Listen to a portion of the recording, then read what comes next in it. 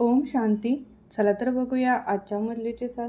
तर बाबा बोलतात, जो काही आपण अभ्यास करत आहोत त्या आपला सोर्स ऑफ इन्कम आहे.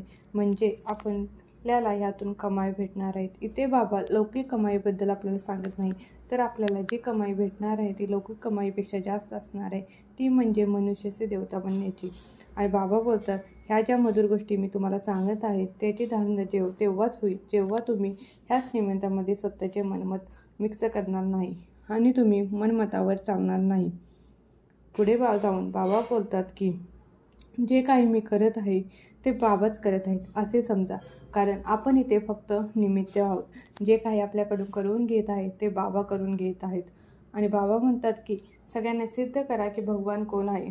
आपल्याला तर माहीत आहे भगवान हा एकच आहे आणि तो म्हणजे शिव. पण आपल्याला हे दुसऱ्या लोकांनाही समजून सांगता आले पाहिजे.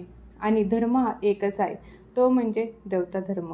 नंतर वेगवेगळे धर्म आले, पण आपल्या सगळ्यांना माहीत आहे भारतामध्ये एकच धर्म होता, तो म्हणजे देवता धर्म.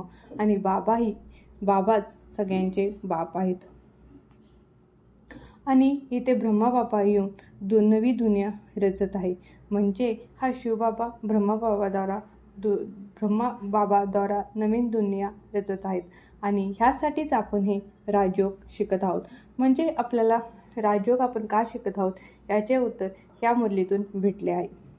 आणि दुसरे लोक बोलतील हे काही चालले आहे ते काल्पनिक आहेत, कारण त्यांना शिवबाबा समजलंच नाही किंवा त्यांना शिवबाबा कोण आहे हे माहीतच नाही. कारण आपण बाबाला ओळखले आहे म्हणून आपल्याला हे सगळे पटत आहे. बाबा बोलतात की तुम्ही शूद्रचे ब्राह्मण बनला आहात आणि आता ब्राह्मण बनला आहोत. आता आपण देवता बनणार आहोत. ब्रह्मा आणि विष्णू हे शिवचेच बच्चे आहे आणि ब्रह्माद्वारा नवयुगाची स्थापना होत आहे. बाबा बोलतात की तुमचे कपडे खराब झालेले आहेत. आणि इथे बाबा स्वतः धोबी बनलेला आहेत, पण धोबी ही नंबर 1 असतो.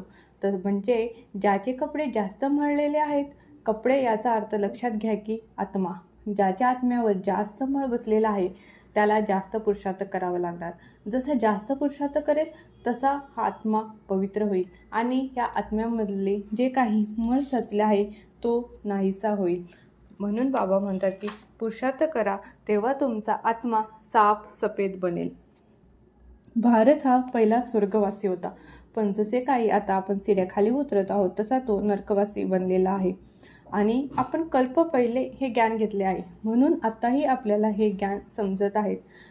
पुढे जाऊन ब्राह्मण होऊन आपण देवता बनणार आहोत. म्हणजे आपण किती भाग्यवान आहोत